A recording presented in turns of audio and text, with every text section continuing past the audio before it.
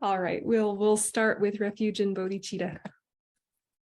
Sangye chudon sogi chunam lai janchu padudani kapsuchi dage chunyan gi pe sonam gi drola penje sangye drupa sho sangye chudon sogi chunam lai janchu padudani kapsuchi Dagi chinyan gi pe sonam ki drola pinche sange drupa sho sange chudon sogi chunam na janchu padu dani kapsuchi dagi chinyan gi pe sonam ki drola pinche sange drupa sho.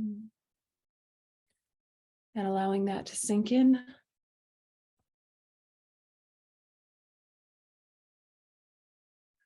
So today is Chenrezig, and I think probably Thursday we'll keep going with Chenrezig and then next week to Manjushri. And I'm guessing that you guys mostly have done some Chenrezig practice. Is there anybody who's never done any Chenrezig practice at all? You've never done Chenrezig? You've never done Chenrezig. Okay, so there's a couple newies. And I think that of all of the Tibetan Buddhist deities, this one is probably kind of our most common. I hesitate to say most important because different things strike different people in different ways, but Chenrezig is considered particularly important because it's said that he's manifested in human form as His Holiness the Dalai Lama. So His Holiness the Dalai Lama is considered Chenrezig in human form. Now, of course, if you were to ask His Holiness, are you the Buddha of compassion? He would say, oh, no, I'm a simple monk. I'm a simple monk. And that is very important modeling for us, because if one of our teachers were to say, I am enlightened, I am the Buddha, what should we do? We should run. Yeah, run away, run fast, run hard, never look back, okay? Because if someone says they're enlightened, how on earth can we prove it? How on earth can we prove it if we're not enlightened ourselves? And so if someone is saying that they're enlightened, they kind of need to show you their miracles. And then, of course, if they show you their miracles, they're going to attract all sorts of hoopla and bedlam and all sorts of things. And it's just a big mess and it's counterproductive. So it's most effective for us as regular people and for the lamas who seemingly have realizations, for them to adopt the aspect of being ordinary, also because it makes them relatable.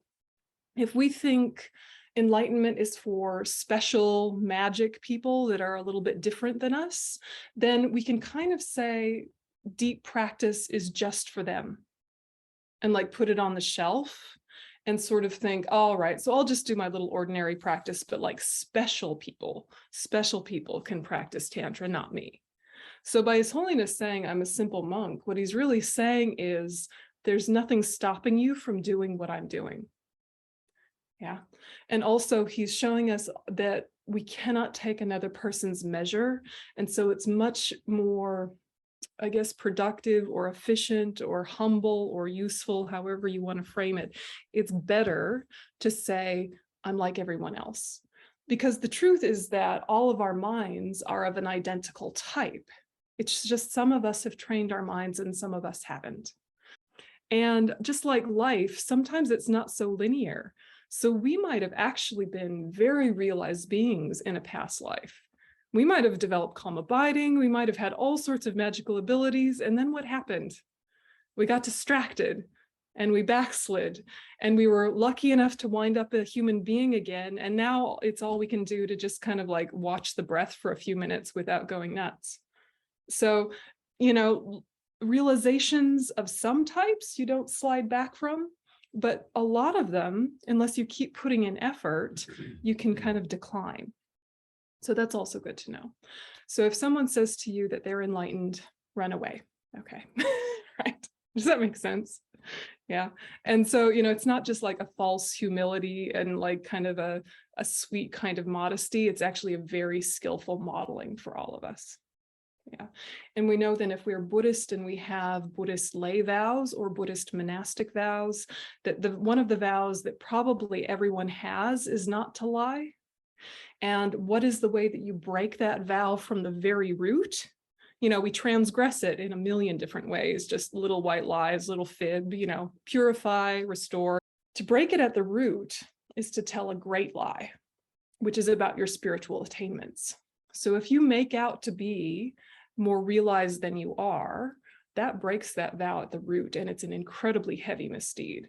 So it's also kind of like we want to get in the habit of kind of downplaying whatever we think we've achieved. One, because we might not be educated enough to know where we actually are.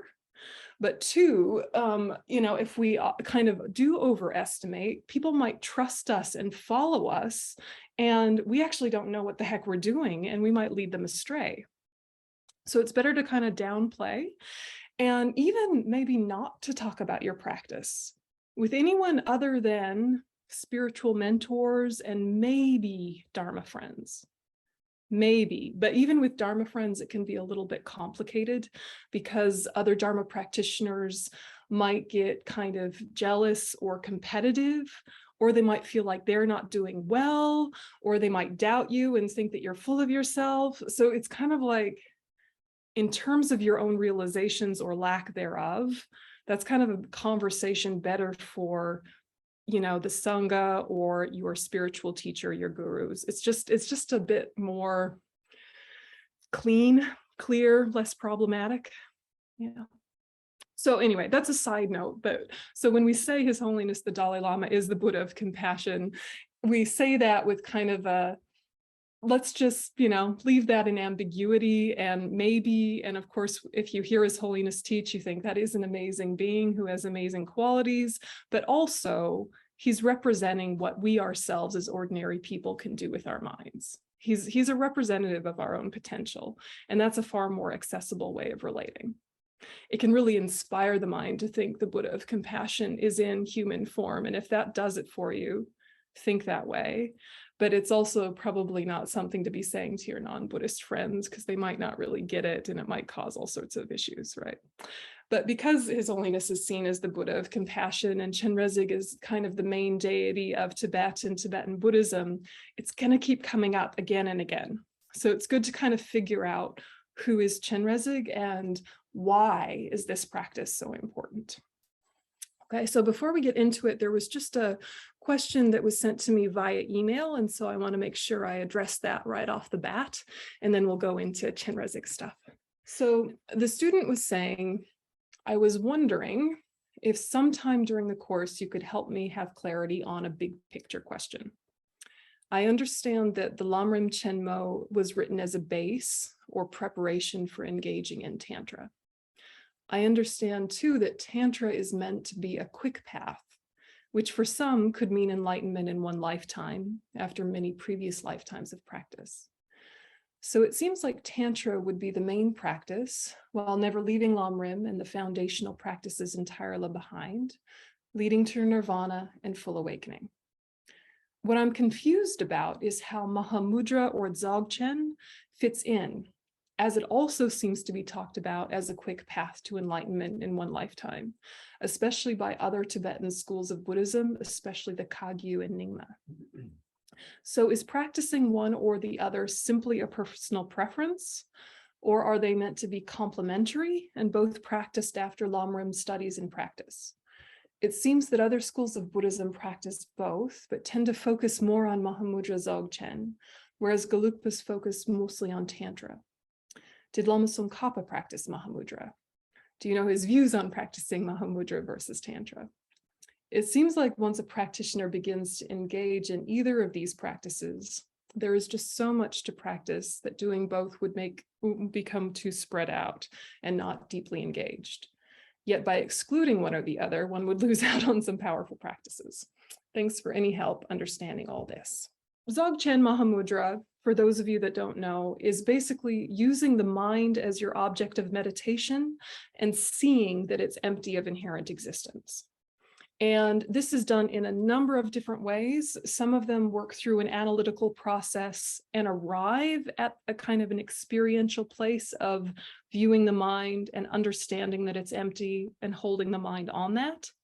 Some do more kind of straight to it, cut to the chase. The guru introduces you to the nature of mind and you just kind of abide in that. There's a million different ways, not a million, there's many different ways of doing Mahamudra or Dzogchen, and they're all really beautiful and powerful. And yes, it is done in our tradition. Now, the thing is that in the Gelugpa tradition, our tradition, the scholastic side is very much emphasized. And the reason for that is that if you're not well prepared for what could or should happen in your meditation, it's easy to misunderstand your experience.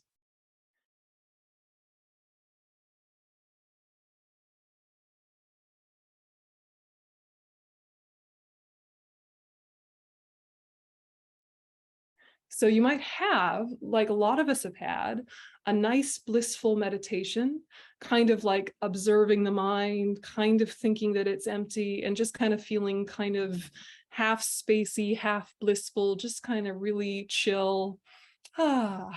Right? And you might even have some interesting kind of energetic experiences, sometimes just through sitting properly. Or maybe you used to do some Kundalini yoga, or you used to do some yoga, regular yoga practice, or any number of things. And so just by sitting up properly and focusing the mind, you have a lot of bliss arise, and you're kind of thinking about the mind, and it seems to be going well. Now, from a Gelugpa perspective, that's a little problematic, because then things are kind of happening to you rather than from you. And then that means you have less control and it's harder to repeat. Yeah, you don't really know the mechanisms of what's happening with you or exactly where it's going. You're just kind of riding the wave of old karma, which shows you've practiced before, which is great, but it doesn't have as much kind of momentum and intentional purposefulness. Now, for people that practice it well, it's incredibly powerful. For people that have teachers that show them how to do Mahamudra and Dzogchen well, it is a perfect practice to do. But from a Gelugpa perspective, it's important to do a lot of philosophical study on the tenet schools and the different ways of understanding reality. And then to do a lot of study on the mind and the mechanisms of the mind and how it works. And then to bring those two conceptual, analytical understandings together when you start to approach Mahamudra or Dzogchen meditation. And then when things are happening, you know what is in the flow and going the correct direction and what needs to be subtly adjusted or dramatically adjusted. So that's kind of our view as Gelugpas, is that study first, study first, study first will prevent a lot of mistakes down the track, and that actually a huge amount of understanding and wisdom comes from the study process itself. So it's not like you have to wait to practice after you study. The study itself is a very engaging practice, because as all of you know, as soon as you start thinking deeply about these things, stuff comes up. And you're, wrestling with ideas and philosophy and how it relates to your everyday life, and all this kind of stuff is really vital. So that's the perspective of the Gelugpa. And personally, I really love the spaciousness and the creativity and the directness of the Nyingma Kagyu Sakya approach, of just kind of going straight to the cushion. I love it personally, but I also know myself. And I know that left to my own devices, I am just kind of a vague dreamer, and I'm kind of a little bit tending towards woo-woo, kind of intuitive, experiential, poetic, stuff. And so the Gelugpa keeps me tidy and organized. So it's almost like I'm going against type on purpose, because I want to address potential mistakes before they arise. I think if your tendency is very analytical, very like clinical and scholarly, and maybe even a little tight or a little dogmatic, going straight to the Nyingma or the Kagyu might actually be good for you, because it will bring in more spaciousness, a bit more flexibility and creativity. And at the end of the day, always cross-fertilize if you feel like your practice is getting stuck. Yeah, if your practice feels like it's getting stuck, like no one's going to go to war over you like going to a different Dharma center and learning a couple new techniques and then augmenting what you've been doing. Yeah, it's perfect, right? Everything is coming from the Buddha. It's just the different strains and the different streams are coming from the perspective of what will suit the disposition of specific disciples. So it's not like, the mini sects of Protestantism where they think that they understand Jesus's intention perfectly, and then they split and split and split. In Buddhism, theoretically, we're trying to hold open the possibility and the truth that all of these ways were taught by the Buddha to suit different learning styles and dispositions. So you pick what works for you because they are all correct and they all get you there. Does that make sense? So it's not a value judgment or a hierarchy. Yeah, it's just really what suits you. So the only danger really in doing too much cross-fertilization is that you get confused with the different ways the different schools use vocabulary. Or you get a little bit confused and you like mix things that actually don't go together and you get a little bit kind of tangled. So my recommendation is to have one tradition mainly. And then once you kind of get some confidence in one tradition, you can start bringing in some threads from other traditions and use it to support what you're doing. But it's not a hierarchy. So the person that asked that question, or any other person, would you like to ask a follow-up about these two kind of different ways of practicing before we go on, or did that make sense? It's not an either or, it's a both and, but you can emphasize one or emphasize the other and it'll all get you there. I don't know if it's just me, but this is the first time I've ever heard anybody explain that. I feel like the other traditions, like we're always dissuaded from doing that. And I feel a sense of relief because I follow the Galup, but I really love some aspects of the Nyingma. Like I totally understand things sometimes when a Rinpoche explains things. So I appreciate that I could kind of, and I never feel confused or I'm being disloyal. And to actually hear somebody say that for the first time, I've kept it hush hush all this time. I just feel relieved. Like I've never discussed this with my Dharma friends. Yeah. And I feel relieved. But I think the key is not to feel confused, which I don't. I actually feel like it's supplementing. Yeah. Thank you for saying that. It's the first time I ever hear that. Oh, I'm so glad. I'm so glad. And I really appreciate having a couple different types of teachers because I feel like some of them are, as you say, they're like really direct in the moment and you really feel some experiential quality when you're with them. But if you were to then have to go and like articulate what just happened, you kind of need the other teachers to help put it into words. And then it all kind of collaborates together within you as a person, and then it can integrate. And of course, some of those very experiential teachers are also able to, put into words these amazing kind of experiential things. But it's also fine to have a lot of teachers, and then to have one or two that are like your go-to ones or the ones you really relate to as like the guru on your cushion. But again, nobody's in competition. It's like if you sort of have a heart deity and you're like, okay, Tara's my Buddha. Tara's the Buddha that's going to take me to enlightenment. It's not like Chenrezig is like on the side going, humph, like how could the enlightened mind be petty, right? So, anyway, we are petty as human beings. And so sometimes we like bring that to the Dharma center, but the Dharma is not. And so be boldly an advocate of that and that non-sectarian approach. Yeah, I think it's really healthy. Okay. Oh, there was a follow-up question, which is Mahamudra taught in the Gelugpa tradition different from the Kagyu? Slightly in some term differences, but there's actually an amazing text that if you guys are curious about this, I really recommend, which is called the Gelug/Kagyu Tradition of Mahamudra by His Holiness the Dalai Lama. It's an amazing book. It's beautiful. And I think Dr. Alexander Berzin translated it, and it's just like really clear, amazing, tidy text. So it kind of brings those two worlds together. Yeah. Okay, so Chenrezig. I thought to just start with reading a little section from the sutra. So this is from the Flower Garland Sutra. And it says, when the moon arises, numberless reflections appear wherever there is water in this world. That is how Chenrezig manifests. Effortlessly, naturally, Chenrezig manifests in all kinds of forms, even as medicine, a bridge, or water. Chenrezig manifesting to sentient beings in whatever form benefits them does inconceivable work for sentient beings. So then Lama Zopa Rinpoche's commentary, he says, there's only one moon, but when the moon rises, every body of water reflects it. And the moon's reflection comes effortlessly everywhere there is water, whether ocean, lake, river, or pond, even on a drop of dew.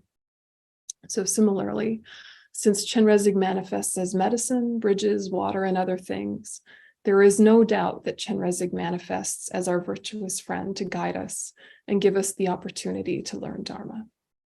And Chenrezig manifests in the 6 syllables, Om Mani Padme Hum, to purify our negative karma and enable us to collect extensive merits, fulfilling all our wishes and bringing us to enlightenment in the quickest, easiest way.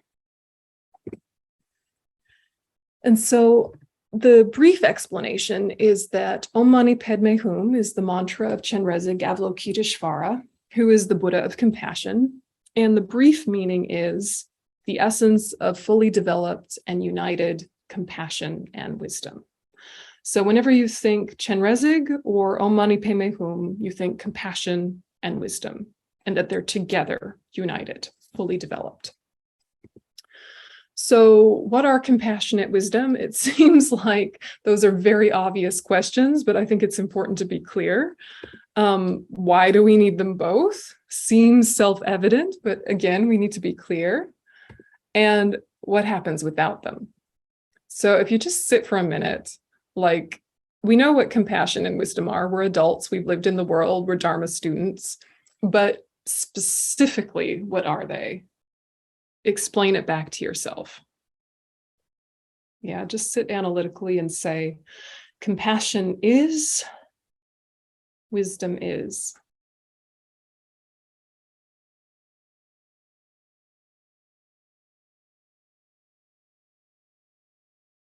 And both are needed. Why?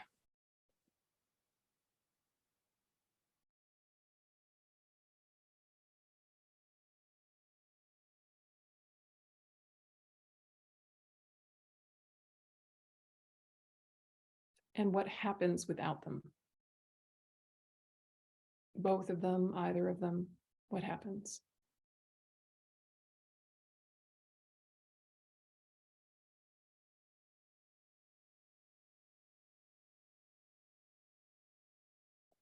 Okay. So first we look at what are compassion and wisdom. And sometimes we say method and wisdom, because method includes compassion and all the other things in that type. So like patience, love, all that good stuff. So compassion is quite straightforward, but it's good to be clear. It's a mental state that wishes others to be free of suffering. So wishing others to be free of suffering is the very specific way that we define compassion in Buddhism.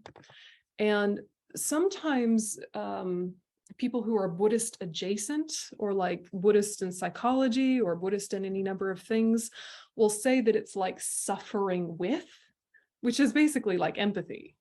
Yeah, or it's feeling sorry for, which is like sympathy or pity. And that is not what compassion is. Compassion is seeing that sentient beings are suffering and seeing that they have the potential to be free from that, both simultaneously. And that's where the power is, because if you see only the suffering, you will eventually become fatigued. And that's why they even say things like compassion fatigue, which is a complete misunderstanding of what compassion is. You can absolutely have empathic distress. 100%. Yeah, you can get upregulated, you can get yourself overwhelmed. If you just see suffering and see suffering, only suffering, of course you're going to get tired. And you want them to be free from suffering, wanting that. But if you don't really believe that it's possible, you will get burnt out and drained. Of course you will. It's totally human. But this compassion that we're talking about in Buddhism is really acknowledging the fact that the mind of anyone can transform, that the mind of every single living being has Buddha nature. There is no living being that does not have Buddha nature. And in a way, the Buddha nature of all living beings is kind of inviting its actualization at all times, but then it also has innate ignorance getting in the way all the time. And another shortcut you'll hear is sometimes people say, you're already a Buddha, you just have to wake up to it, which is a beautiful thought, but not entirely true. Okay, it's a beautiful thought, but not entirely true. You have Buddha nature, which is of two types. One is the fact that your mind is empty of inherent existence. It has always been empty of inherent existence. It always will be empty of inherent existence, which is fantastic news because it means that you can change and develop it. Yeah, if it were inherently existent, then it would be just as it is, out of nowhere, spontaneously, just boom, this is you. And if there's terrible things, too bad. If there's suffering things, too bad. If there's wonderful things, they're magically, intrinsically you. You never learned them. They just were there. And they can't be strengthened. And they, all these sort of weird fallacies come about if you think that the mind is inherently existent. But just your life so far proves that it's not. So that's what's called the naturally abiding Buddha nature. The naturally abiding Buddha nature is the fact that your mind lacks inherence. Okay, and that is the kind of like the very kind of material, even though it's without material, of the Buddha you'll become. The other side of Buddha nature is the adventitious purity or the developmental lineage. It depends on your translator. And this means that this mind that you have to put intention into to train it. You have to train it to be more compassionate, more loving, more wise.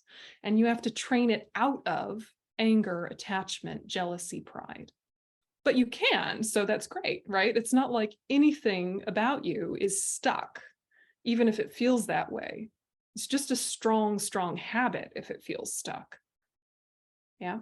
So Buddha nature is something that really needs a lot of airtime in your thinking processes, because if you truly believe the mind can transform, that means you believe freedom from suffering is possible. And then if you meet someone suffering, you're not overwhelmed by it. You can hold the space for it. So you can fully bear witness to the whole spectrum of their physical pain, their mental pain, their relationship difficulties, whatever is happening, horrible diseases, financial crisis, relationship breakdown, climate change, war, all the things. You can see it all boldly and baldly without it overwhelming you, because you know it's not forever. You know that it's not the nature of people to continue to suffer forever. You know that transformation is possible. So you can very bravely bear witness to suffering when you're holding awareness that freedom is possible. And that's what compassion is from a Buddhist perspective. Does that make sense, how it's different to empathy, sympathy, pity, things that look like it but aren't? And compassion is like a deeply respectful stance as well. You know, when someone is being compassionate towards you, when you're feeling really rough, and when you feel really unwell, you're so vulnerable, right? And you're really like, oh God, people are seeing me in this state. This is so cringy. Oh my gosh. If someone meets you with compassion, it feels like they're not putting you down for the state you're in right now. They're not looking down on you for that. And it's such a kindness for someone to be like, wow, you're going through something. You're doing it tough. This is rough. And this is not all that you are. I mean, just someone holding the space for you in that way helps move through your suffering, doesn't it? Whereas if they're like, oh, you poor bugger, how did you get yourself into this? Oh, best of luck. Like, not super supportive, right? Or just like, oh, you poor thing. I would never do such a thing. You poor thing. Like that pity. Oh my gosh, that just like makes your suffering even worse, because now you also feel stupid on top of your suffering. Yeah. So compassion is a deeply respectful stance that is aware of someone's Buddha nature and also is aware of just impermanence in general. Yeah, this is not all they are. So compassion is one of the key pieces to Chenrezig practice, and wisdom is the other. And so wisdom, like compassion, means something different in Buddhism than it does in the world, depending on context, right? So here we're talking about the Tibetan word sherab, or the Sanskrit word prajna.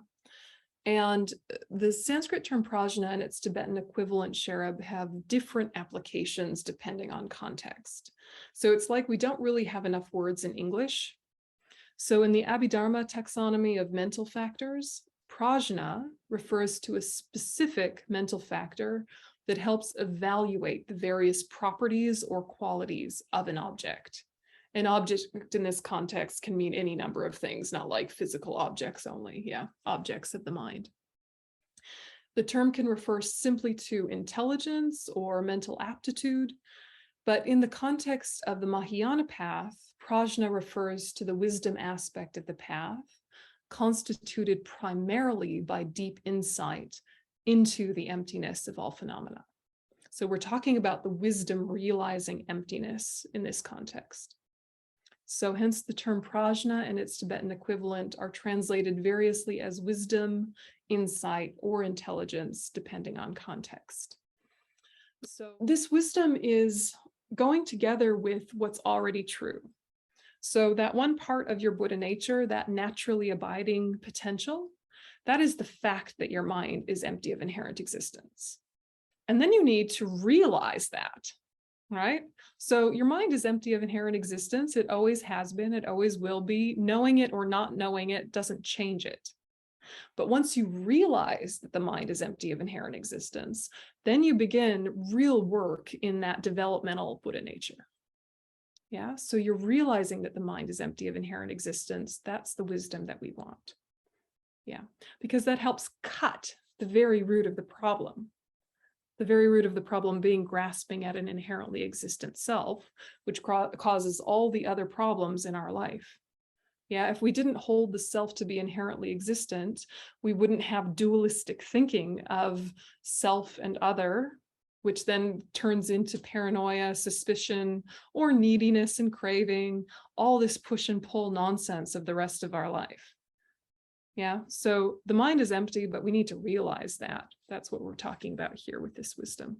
So compassion and wisdom, why do we need them both?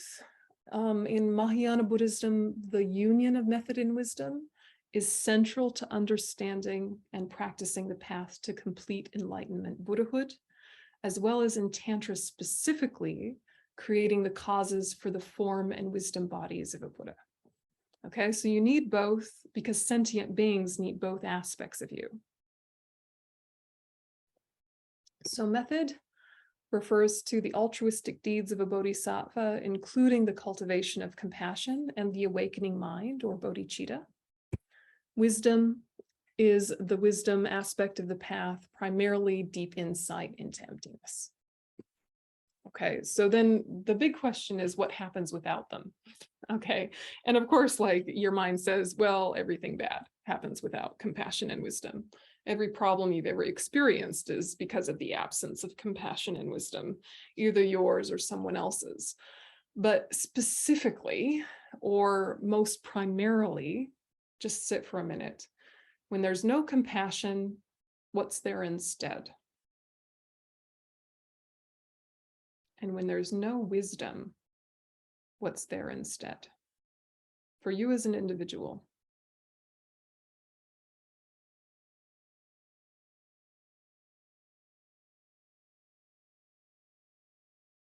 If compassion is wishing others to be free from suffering, then the opposite is like indifference to that, or actively working to harm.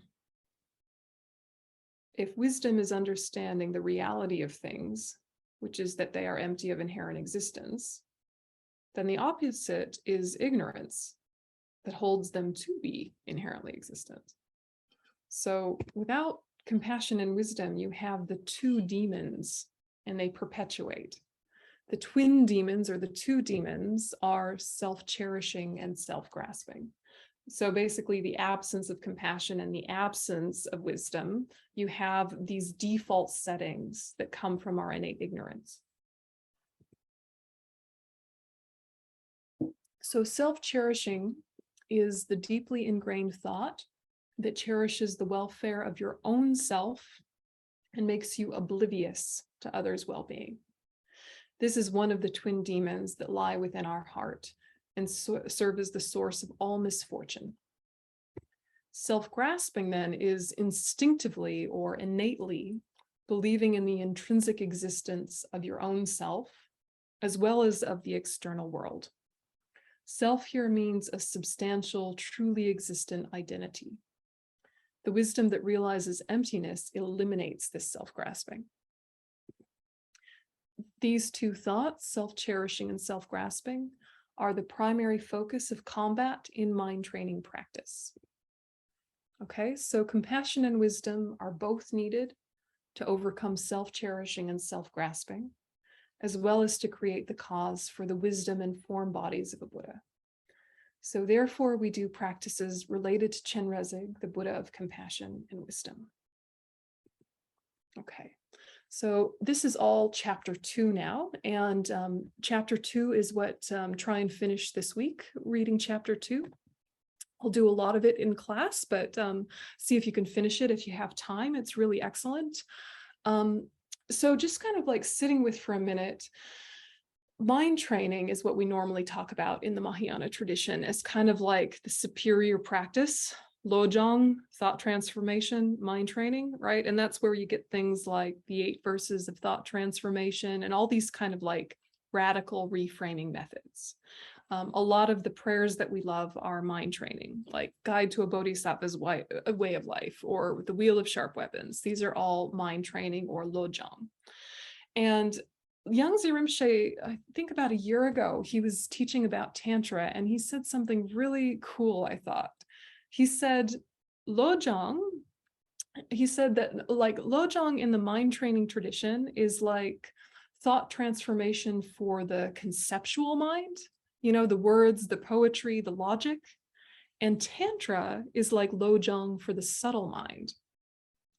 Yeah, it's kind of like 2 ways of doing thought transformation, the coarse way and the subtle way, or for the coarse conceptual mind or for the subtle mind. But they're both ways of radically reframing your experience and overcoming those habits of ignorance. So when we're doing Chenrezig practice, especially in the beginning, it's not like you have to leave behind what you already know, you're elevating it. Yeah, you're elevating what you know about what are different ways to approach life so that it's fuel for practice.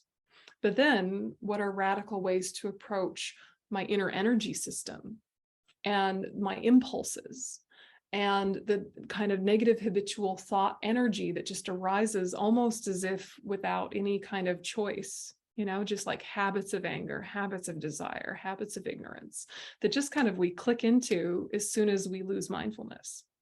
So that those don't actually have to be seen as the same problematic factors as we saw them in the beginning. They can be seen as fuel for practice as well, but we need self-awareness so that we at least know it's happening for us and can start to use it. So there's no kind of avoiding being aware of your stuff, right? You have to become more and more aware of what's going on for you in order to be able to utilize it. Oops, wrong one. So in chapter 2, there's just one of those nice little like who is Chenrezig folk stories. So I'll just read you a little bit and you can read the rest later. But Lama Zopa Rinpoche tells this version of the story, which is that in the blissful Western realm called Having Lotus, there is a kind wheel-turning king, King Supreme Goodness, who didn't have a son. He dedicated everything in his life to the Dharma, including his great wealth and all his activities. Every day, the king would make an offering of a lotus flower taken from a nearby lake to the Buddha, Dharma, and Sangha. One day, the servant who went to pick the lotus saw growing from the lake a lotus stem with leaves as huge as an eagle's wings and an open bud in the center. When the servant reported this, the king said, "Inside that lotus bud, there will definitely be a holy Nirmanakaya that has taken spontaneous birth." King Supreme Goodness, his ministers, the rest of his entourage went to the lake to see the lotus. When they opened the flower to check what was inside, they saw a 16-year-old youth. with a radiant white holy body, adorned with the holy signs and exemplifications. He had a white scarf wrapped around his waist and an antelope skin over his left shoulder. Antelopes are so compassionate that it is said that an antelope will stand between a hunter and his prey and offer himself to the hunter in place of the other animal. From his holy mouth, the youth exclaimed over and over how pitiful sentient beings in the 6 realms are. He kept repeating this. The king and all his entourage prostrated to the youth, who was actually Chenrezig, manifested in this form and taken birth in the lotus. The king then spread a special cloth on the ground and asked the boy to sit on it, and invited him to the palace where he abided as an object of devotion for the king and all his family. Thinking to benefit sentient beings, Chenrezig, in the aspect of this 16-year-old boy, generated bodhicitta. He then made requests to all the Buddhas and Bodhisattvas of the 3 times, saying, I will lead each and every sentient being to peerless, full enlightenment. He then added, until I have done this, if any thought seeking my own happiness arises, may my head crack into 10 pieces like an azarka, perhaps some kind of fruit, meaning cracking into small pieces.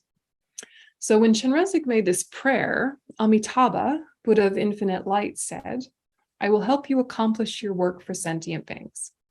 Chenrezig's holy body then emitted 6 beams, with 1 beam going to each of the 6 realms where it worked to liberate sentient beings. Later, Chenrezig went to the top of Mount Meru and looked around with his wisdom eye.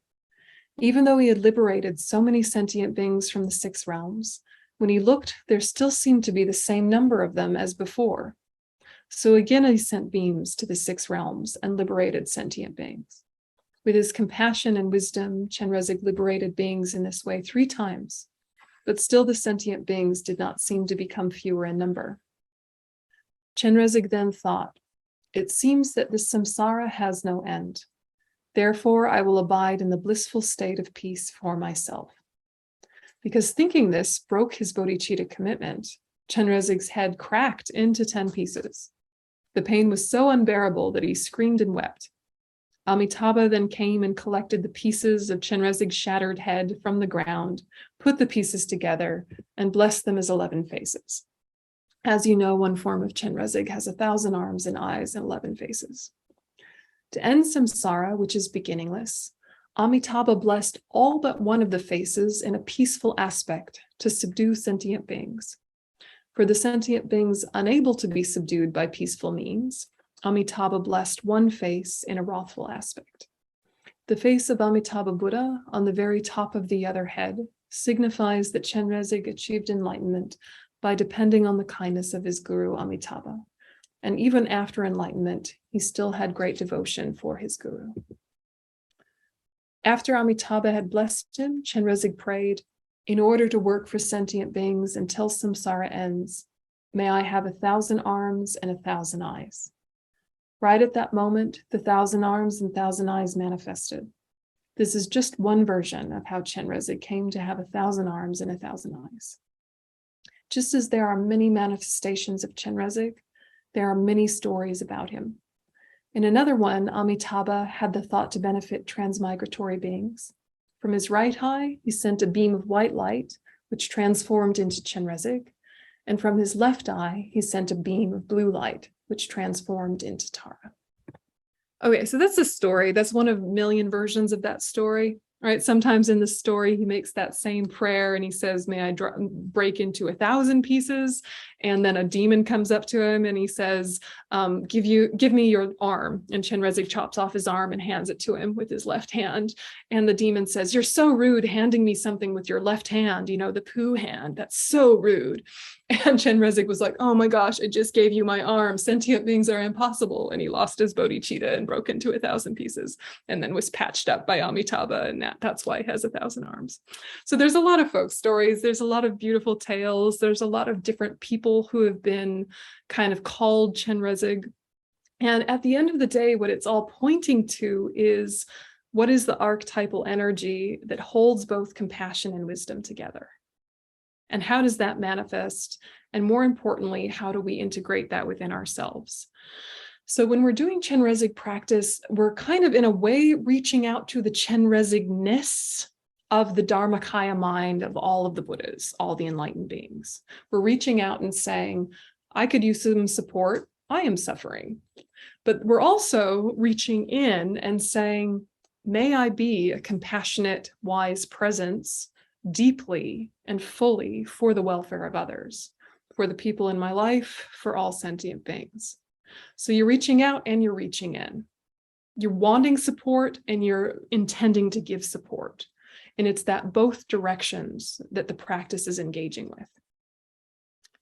Do you have any sort of thoughts so far? No, it's a lot of words, but folk stories are fun, but how does it all land? This is kind of digressing a little bit, but I'm always kind of hearing a reference of like Manjushri or just now Chenrezig at the age of 16. That? It's some kind of significance to that. Yeah, definitely. 16, I mean, if you remember 16, some of us remember 16 more or less clearly. It's sort of like the height of your youth, right? It's like you're in the prime of your vitality and your strength and your kind of life force.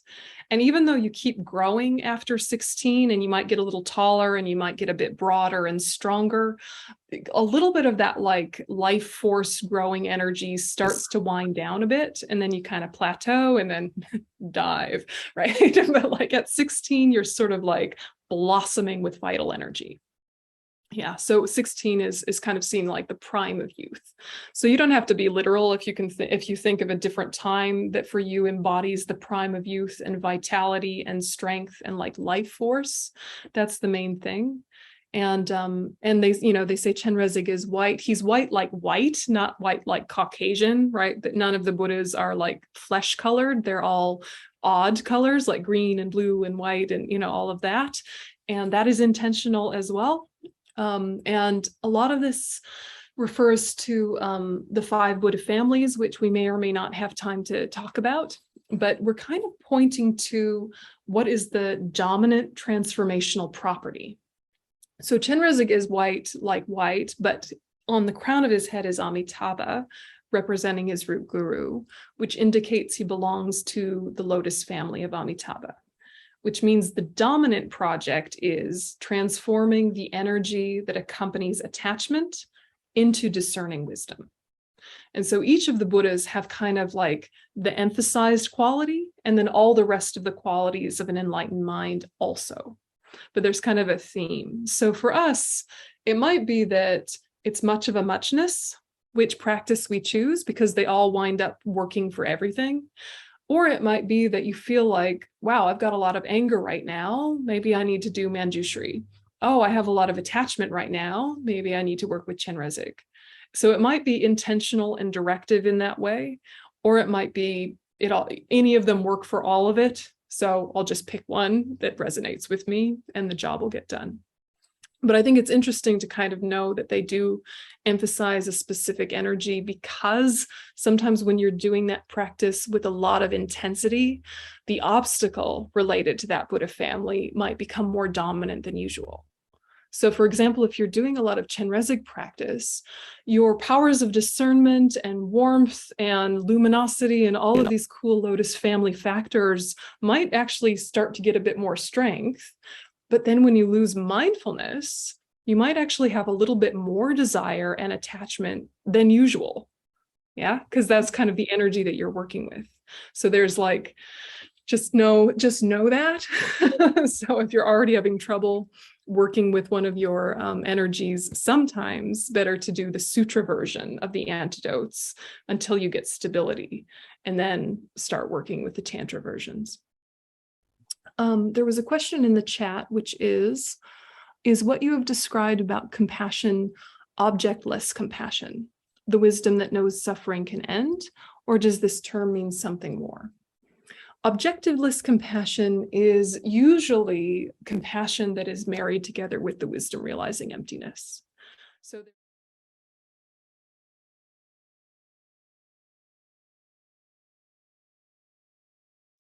So there's regular compassion that views the suffering of sentient beings and wants them to be free from that. There's also the compassion that understands impermanence and that sentient beings suffer because of being impermanent and not knowing that they're impermanent, but also acknowledging their impermanence helps us not worry about them so much. Yeah.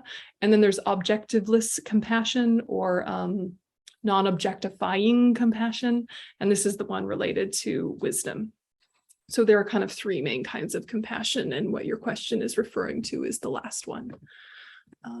So there's, I think Geshe Jumpa Tekchok has a really good short teaching on the three compassions. If you Google it, I bet you'd find a PDF somewhere. So if you're curious about that, and maybe I'll hunt for it and send it in the next email.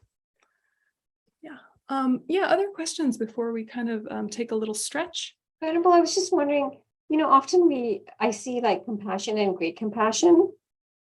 Are they referring to something, or can we just interuse those words? It's tricky because it's like the answer is yes and no. Okay. Depends on context. So sometimes compassion and great compassion are used interchangeably.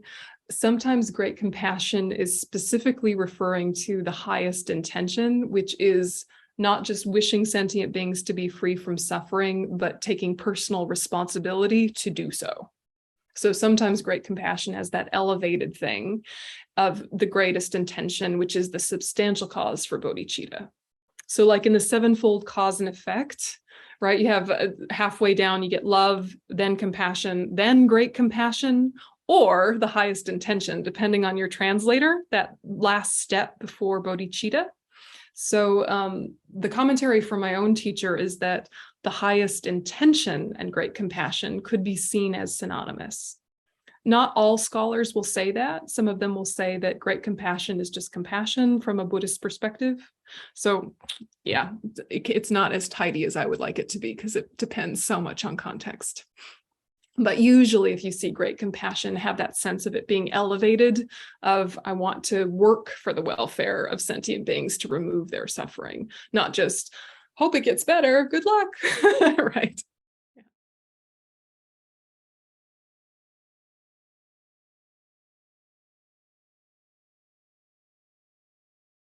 It's the same antidote as just regular pride.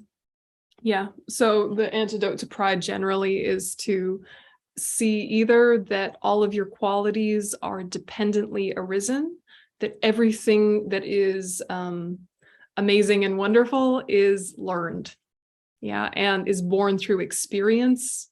So the combination of experience and learning from others is why you wound up with the qualities you have. You didn't just magically have them because you're a special fancy magic person. And, without a certain experience here or a certain learning there, you would not have wound up with those qualities. So there's no need to identify with them. Just be happy that they're there, but don't think of them as like yours, like my precious. Okay? One is to think how much further you have to go. It's good. Pride, bad. Confidence, good. Okay. All right. 5 minutes or 3 more minutes.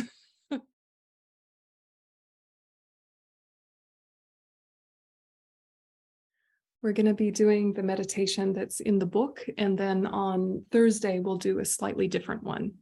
And then not this weekend, but the following weekend is going to be a practice retreat. And if anybody is local, you're very welcome to come, stay, do the whole day in person.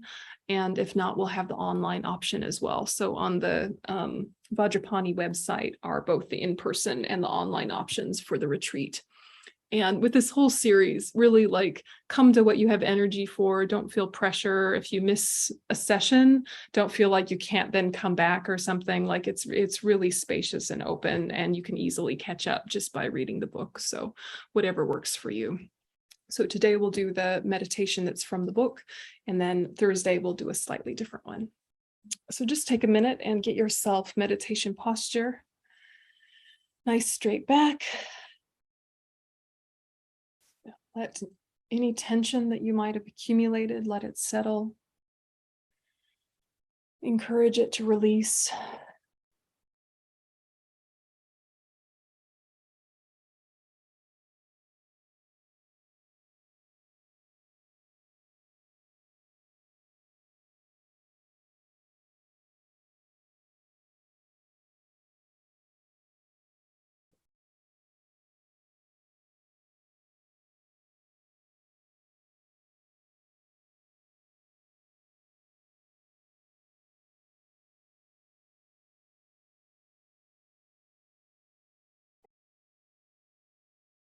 I take refuge until I'm enlightened in the Buddha, the Dharma, and the Supreme Assembly. By my generosity and so forth, may I become a Buddha in order to benefit living beings. I take refuge until I'm enlightened in the Buddha, the Dharma, and the Supreme Assembly. By my generosity and so forth, may I become a Buddha in order to benefit living beings. I take refuge until I'm enlightened in the Buddha, the Dharma, and the Supreme Assembly. By my generosity and so forth, may I become a Buddha in order to benefit living beings. On the crowns of myself and all sentient beings pervading space is a white lotus and moon. On top of it, from Hri, arises Supreme Arya Chenrezig, white and clear, radiating 5-colored light rays, smiling and looking with eyes of compassion.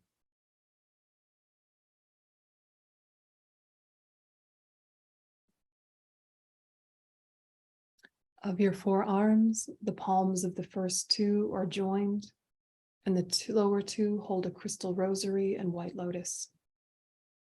You are adorned with silk and precious jewelry and wear a deerskin upper garment. Amitabha adorns your head. You are seated with your legs in the Vajra posture. A stainless moon is your backrest. In nature, you encompass all objects of refuge. And think that you and all sentient beings are making the following request as if in one voice. Lord, your body is white in color, unsoiled by faults. A complete Buddha adorns your head. You look at living beings with eyes of compassion. To you, Chenrezig, I prostrate. Lord, your body is white in color, unsoiled by faults. A complete Buddha adorns your head. You look at living beings with eyes of compassion. To you, Chenrezig, I prostrate. Lord, your body is white in color, unsoiled by faults. A complete Buddha adorns your head. You look at living beings with eyes of compassion. To you, Chenrezig, I prostrate. Through having made requests one pointedly in that way, light rays radiate from the body of the Arya, purify impure karmic appearances and mistaken minds. Yours, those in your life, friend, enemy, stranger, all 6 realms of beings, light going out in all directions.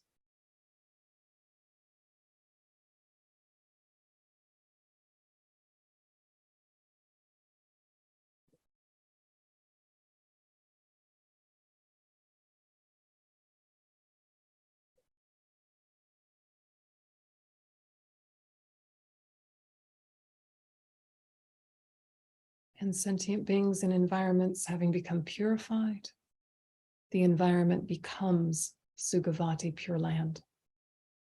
The body, speech, and mind of its inhabitants, living beings, become the body, speech, and mind of powerful Chenrezig. Appearance, sound, and awareness, inseparable from emptiness. So you hold this pure vision and remember that it lacks inherent existence. Experiment with that.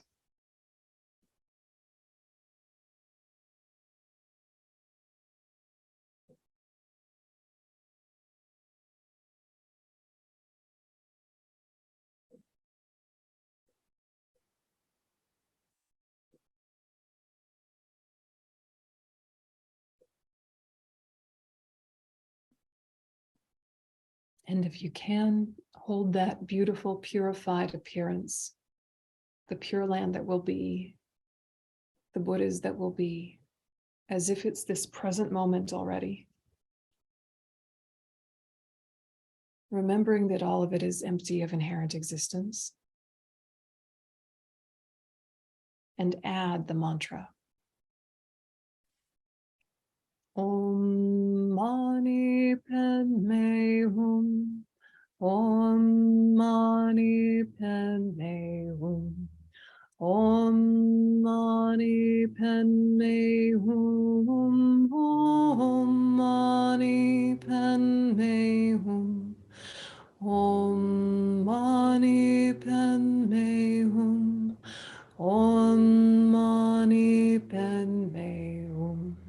Om Mani Padme Hum. Om Mani Padme Hum. Om Mani Padme Hum. Om Mani Padme Hum. Om Mani Padme Hum. Om Mani Padme Hum. And place your mind in equipoise on its own essence of the non-conceptualization of the three circles: agent, action, object. All lack inherent existence. See if you can know this, but right now not adding analysis. Just stay with the knowing of that.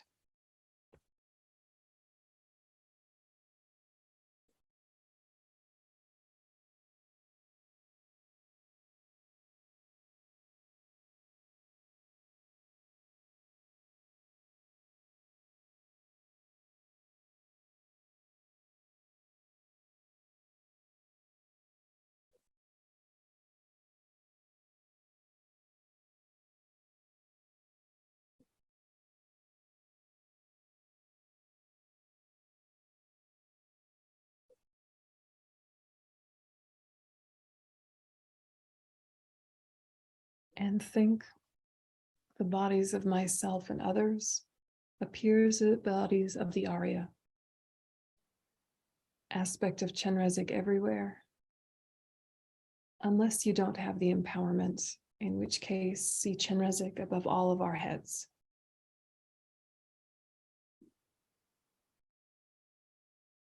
The resonance of sounds is the melody of the 6 syllables.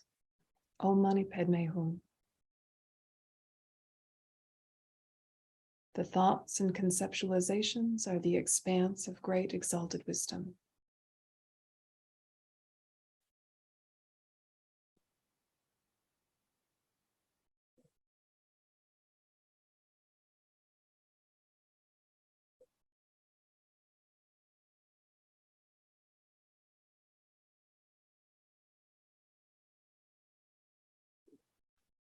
And then dedicate.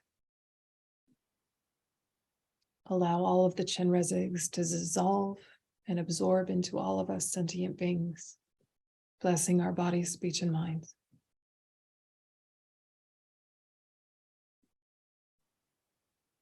And we come back to our ordinary thoughts, but hold the awareness of that perfect future, which we can make possible.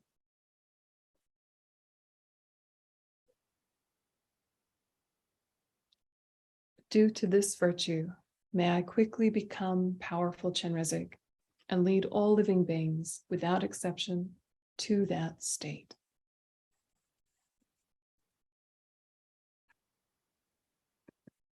Okay, so that's just a little short one. And it's basically going to be variations on a theme, right? Light going out, light coming in. And what that means and the layers of meaning of that is something that you can learn about over time. But just kind of going back to more maybe tangible, concrete-ish things about Chenrezig. And then maybe on Thursday, once you've had time to let it brew, bring any questions you have about the practice or about how to approach it. So as I mentioned before, Chenrezig is always guiding us. He's the special deity karmically connected to the people of the snowland, Tibet, and manifesting in the form of His Holiness, the Dalai Lama. And it's all the way back with Guru Shakyamuni Buddha that there were predictions about the Dalai Lamas being Chenrezig and how they would particularly guide sentient beings in Tibet, bringing them refuge and spreading the Dharma. Now, because His Holiness is vital to the people of the entire planet, Chenrezig is also the special deity for the whole world. But some interesting stuff is that in Tibet, we call Buddha of Compassion Chenrezig, which is Avalokiteshvara in Sanskrit. And for Tibetans, Chenrezig is in male aspect, but that seems to be due to karma. Buddha will manifest in whatever way is most beneficial for sentient beings, as a male or a female, a child, an animal, a king, or a beggar. In China, the Buddha of Compassion is in the female aspect of Kuan Yin, and in Japan, she is called Genin. So whatever the aspect, Chenrezig is the embodiment of compassion of the numberless Buddhas of the past, present, and future, here to guide us and liberate us from all suffering and the causes of suffering, and lead us to liberation and enlightenment. So before we get into the symbolism, just like a side note on the gender stuff, we have to keep remembering that the Buddhas want to manifest in a way that we can relate to, hear, and follow. So, common questions at Dharma centers are, why are most of the people in leadership positions men? Could there be more balance? That would be nice, right? And of course, the reason is because society is unbalanced. And so the Buddhas manifest in a way that has some sort of authority, right? So when men are culturally the ones with authority, Buddhas will manifest as men, like the Lamas, so that people will listen to them. If they manifested as women, even though they would be perfect Buddhas, people wouldn't listen to them. Although that's changing, thank goodness, right? So we don't want to kind of get caught up in like a harumph, sort of kind of like grumble about like, why is it always boys? Right? Right. This is obviously my inner narrative. Right? Why is it always boys? But it's really like the Dharmakaya mind of all the Buddhas is genderless and genderful, right? Genderless and genderful. They're going to manifest in ways that are going to strike a chord with us. In these archetypal images with certain colors, shapes, and forms, kind of manifesting as whatever gender, whatever kind of age, whatever kind of like culturally significant facial features, whatever. And none of that is the Buddha. That's the forms the Buddhas are taking in order to benefit us. So also the Buddhas can manifest as a bridge, which is not particularly genderful, right? I'm sure some languages gender a bridge, but bridges don't generally have gender, yes. Buddhas will manifest that way because sentient beings need to get across, right? Buddhas might manifest as a gust of wind to turn your head a certain time and place to look at something that will act as a catalyst for a new way of thinking. The new way of thinking was yours to engage with or not, but the Buddha may have sent the gust of wind to help. So this is the way we want to kind of start thinking about how are the Buddhas helping us. They cannot inject us with insight. They cannot make us feel their support because they are flooding us with love and support constantly, but we are shut down to that. We're in our little prison of innate ignorance and our dualistic thinking, which is why we feel alienated and alone. And there are Buddhas on every single atom, and yet we can feel completely lonely and isolated. So the question is not begging them to come here, begging them to take the forms we like. They already are here and could take those forms. It's about opening up and purifying and kind of releasing expectations in a way that just settles into the fact that the enlightened mind is present and then can manifest in whatever way is going to benefit us. So when you get into higher and higher forms of Tantra, the forms actually get even more extreme. So we're used to these beautiful lower Tantra, Kriya Tantra deities, which are generally in peaceful aspect. Chenrezig gently smiling, Tara gently smiling, Manjushri gently smiling. But then when you move into the higher Tantras, they are smiling, but like in quite an intense way, or they're like angry looking, or all sorts of drama is happening. And what they're doing is displaying the very affliction that they're seeking to dominate. Yeah, so they're showing like a wrathful aspect in order to intimidate anger, not to intimidate sentient beings, not to dominate sentient beings, but to help their sort of difficult negative emotions retreat and subdue, mirroring and then transforming. So you're working on different levels of these things, but at this first stage, all the Buddhas just look quite sweet. Yes, quite sweet.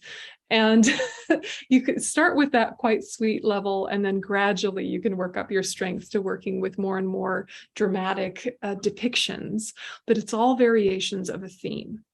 So don't get lost in form. And I think it's interesting that Chenrezig is male depicted in some countries and female depicted in others. And then a lot of artists' renderings, this sort of ambiguous, sort of gender fluid kind of creature. And at the end of the day, it does not matter. It's just that we're used to a humanish form having a humanish gender. So therefore, they're going to look that way for our sake. Otherwise, we can't cope. Right? Does that make sense? Ish. Yeah, but they could manifest as anything. They could be your sweet little dog, right? And the Buddhas are like, okay, how can I get through to them? How can I get through to them? I will manifest as a stray dog. They will think, oh, how cute, and feed me. And that way they will accumulate virtue. How can we bring out the best in sentient beings? But it's still up to us whether or not we engage with that. So that's what we're working on with these practices, is to reach back. Imagine the Dharmakaya mind of all the Buddhas constantly reaching for you. It just needs a little bit of you to reach back, and that linkage is felt. Does it sort of land to frame it that way, or do you feel doubts or obstacles or anything like that? Still processing. I mean, it's fine to have doubts. It's good to have doubts. And, I don't know when in our lives we've had experiences of like awe or wonder or transcendence or connection. And often it was just with regular people, but regular people in a specific context. It's your regular friend who is regular and nice, but they say something at just the right time and it lands and it touches your heart and you have a cognitive shift and you feel something more about how life works and how people are. And maybe it was from that friend and their wisdom meeting you in your wisdom, or maybe it was the Buddhas utilizing that friend in that moment when they had openness with the ingredients that friend had to offer and sort of gently helping that process along. And maybe it doesn't even matter which it is. Is it from the divine, or do we all have the spark of the divine and we just need to meet it in one another? At the end of the day, I think it really comes down to, what do I need to do to open? What do I need to do to reach back and to like have more intention in just the very priority of compassion? Because when you prioritize compassion towards others, you seem to find more compassion coming towards you, but only if you do it without expectations. And it's so hard to offer without expectations. But probably we have experience in our life when we've been in that kind of open-hearted, less pressurized way, and then so much comes back to us, but not if you wanted it or planned for it, which is annoying, but true. So someone is asking, how do you know when the stray dog is a Buddha? You don't. You don't. But the Buddha is always present, is the thing. And, really, we will not know who anyone is until we're enlightened. We cannot take another person's measure. Yeah, like Devadatta, the Buddha's cousin, thought that he was horrible and kept trying to kill the Buddha. Lots of people think His Holiness is a demon, right? Like, we don't know who anyone is.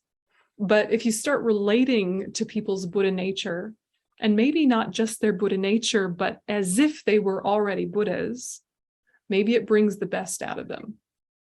But then if you do that too fundamentally, too tightly, with too much kind of like, I don't know, fanaticism, it gets weird. It doesn't work, and you get a little nuts. Yeah. But like, what if in every interaction you held open the possibility that this was a Buddha trying to teach me something, or is a sentient being suffering who needs me? And you have no idea which it is, but you engage. Because actually the behavior might be quite similar. If it's a Buddha trying to teach you something, or it's a suffering sentient being who needs you, either way, you're going to be polite, right? Either way, you're going to be very intentional and alert. And if it's a Buddha trying to teach you something, they're trying to teach you how to be compassionate. So what are the behaviors and like strong motivations of compassion you can bring to that moment? But yes, frustratingly, you will not know if the stray dog is a